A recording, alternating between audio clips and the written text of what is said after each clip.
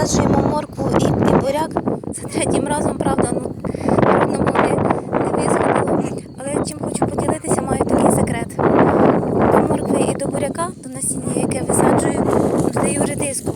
Будь-якого сорту, це, мабуть, може бути сама найдешевша, навіть якщо ви її не їсте. Для чого це роблю? Для того, щоб були добре видні рядки, коли будуть нам сходити наші сходи. Бо відомо, що морква у нас сходить пізніше, буряк трошки швидше, але завдяки тому, що буряни ростуть швидше і за моркву, і за буряк, то щоб було нам легше обробляти нашу грядку.